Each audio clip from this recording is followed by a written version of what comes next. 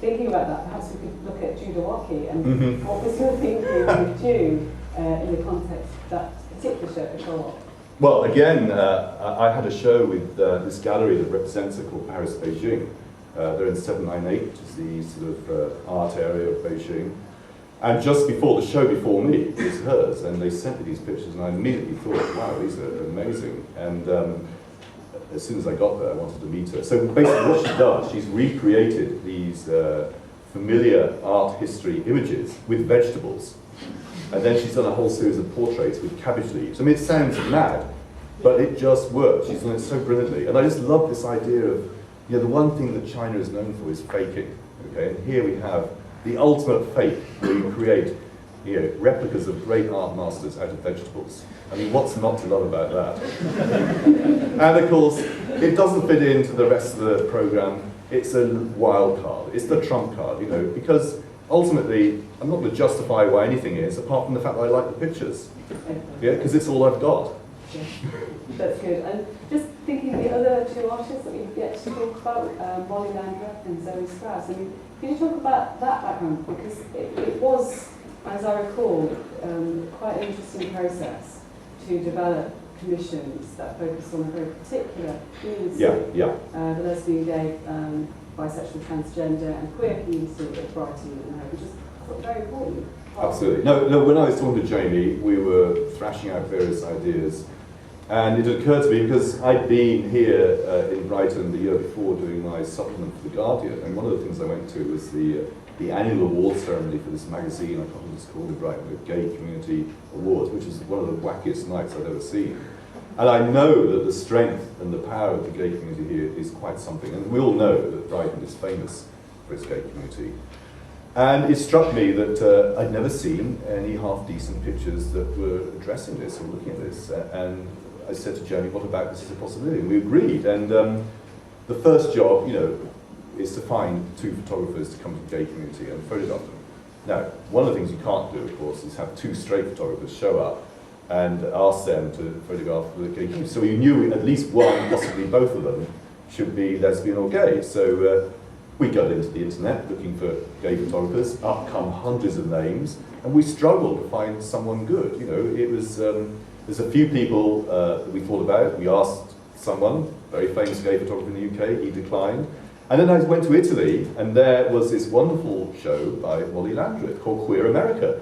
And these are fantastic portraits. And I thought, this is it, you know, here she is, not sort of just doing a project, and it's called Queer America. You know, I mean, the agenda is very clear. Fantastic portraits of gay couples, both male and female. So immediately we got hold of her. And then I'd seen this book by Zoe Strauss, and I was very impressed with this book, and also by her whole way of working. She, for the last 10 years, has had this exhibition under this freeway in Philadelphia, where she photographs in the community, she puts the pictures up in the freeway, people come along, the show is on for 3 hours, and then she sells all the prints for $50.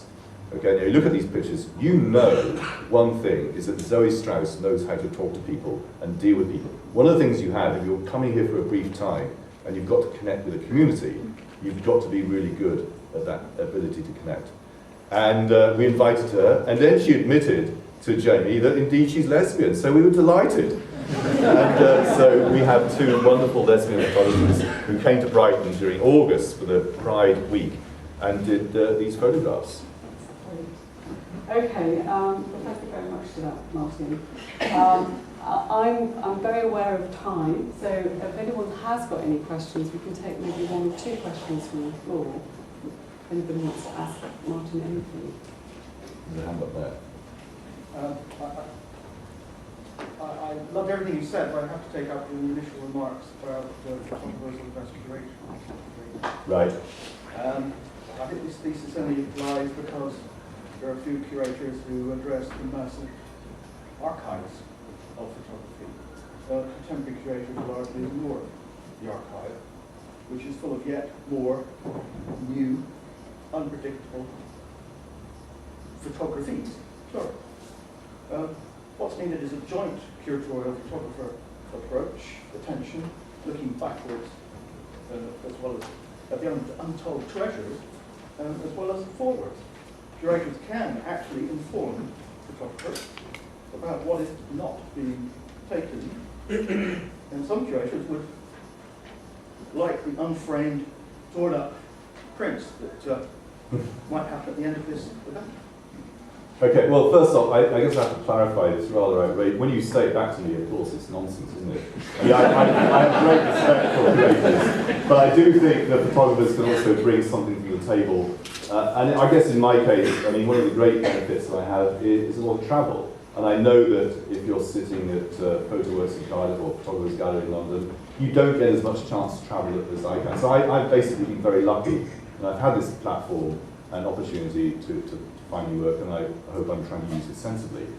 But of course, you know, curators are absolutely an integral part of the whole process and machinery of photography, not in the UK, but everywhere. And I've got nothing against them whatsoever. I've worked with some fantastic curators over the years.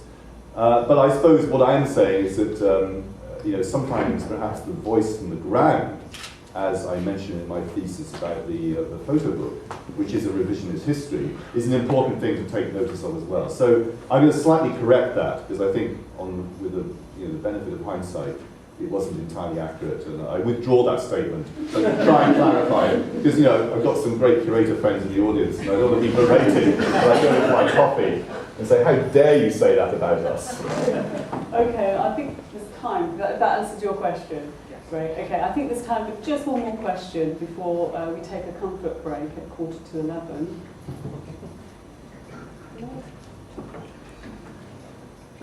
There's one. Martin, what's been your favourite picture that you've ever taken? The one I'm about to take, you know. I can't name. I mean, it's like people ask me even what my favourite book is, and I always say it's like trying to name your favourite child.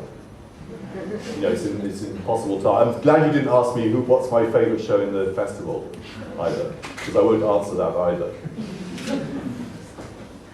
Great. Okay, if there's no more burning questions, I suggest we take a break now.